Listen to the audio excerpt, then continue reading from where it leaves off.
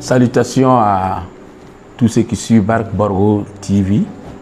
Le Seigneur nous donne la grâce encore de partager sa parole ensemble. Merci pour votre œil attentive.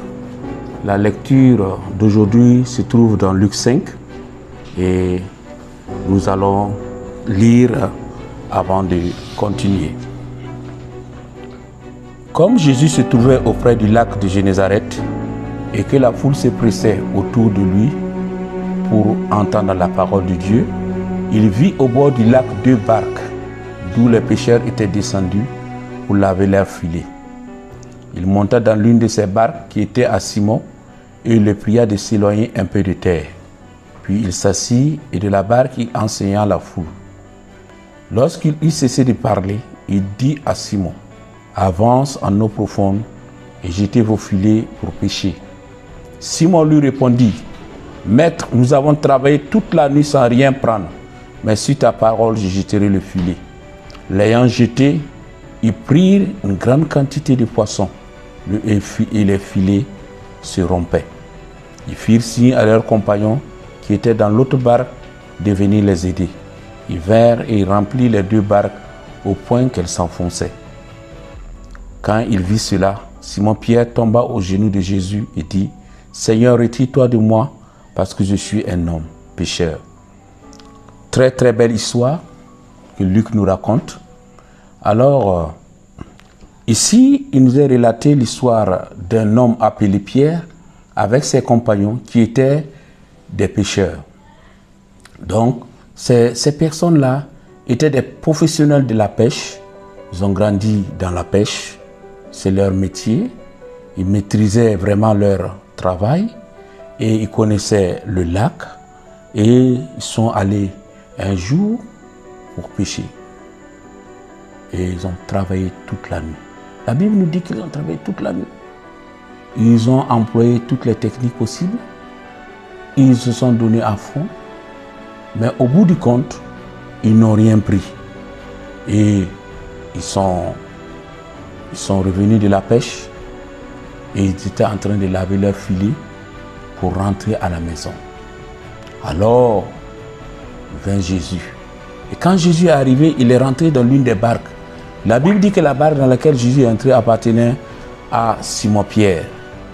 Et il a commencé à enseigner les disciples.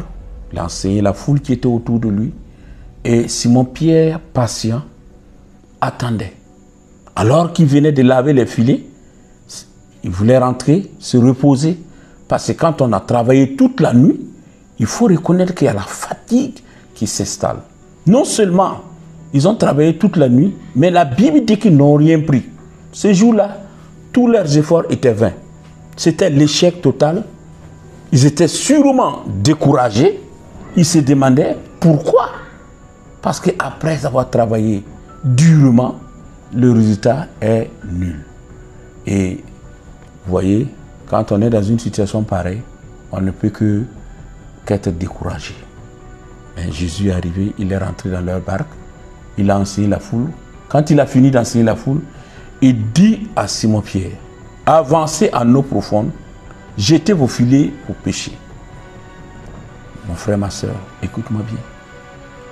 Ces hommes, ils ne s'attendaient pas à repartir en eau profonde. Mais quand Jésus est venu, après avoir enseigné la foule, il va leur donner une recommandation. Allez en eau profonde, jetez vos filets pour pêcher. Puis à Pierre de répondre à Jésus, il dit: mais nous avons travaillé toute la nuit sans rien prendre. Mais sur ta parole, je jetterai le filet.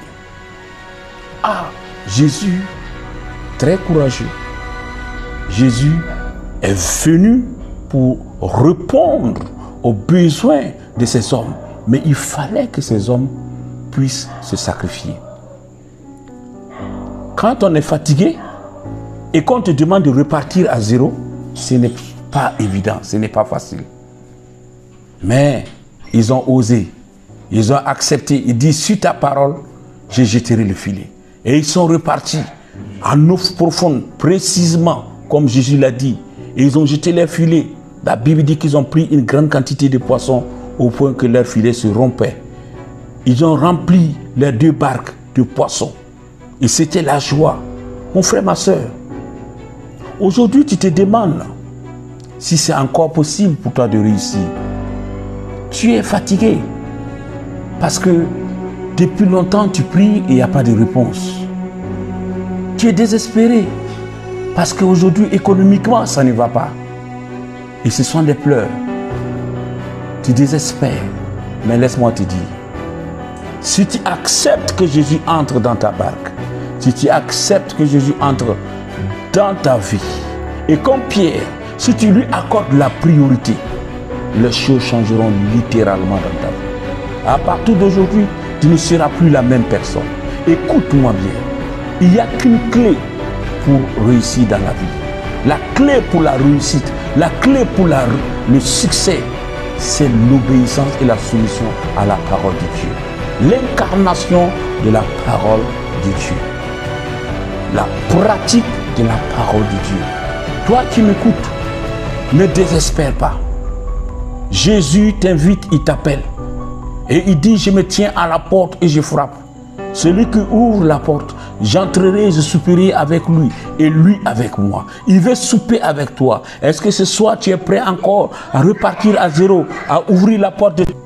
Si tu acceptes de repartir à zéro avec Jésus, si tu acceptes de reconsidérer tes priorités et de l'inviter à devenir le Seigneur de ta vie, à partir d'aujourd'hui, les choses changeront.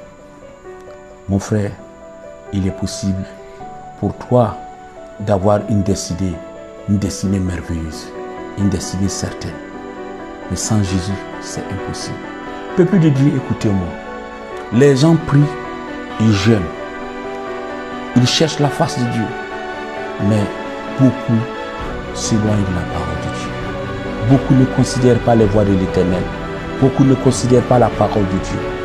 Le Seigneur nous appelle ce soir à venir à lui. Le Seigneur nous appelle à revenir à sa parole. Le Seigneur nous appelle à revenir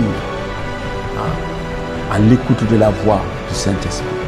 Si aujourd'hui, tu acceptes de reconsidérer tes voies, tu acceptes de refixer les priorités et de faire de lui le maître incontestable de ta vie, de tes projets, il va encore te relever, il va te restaurer et ton avenir et ta destinée sera certaine. Que Dieu vous bénisse au nom de Jésus.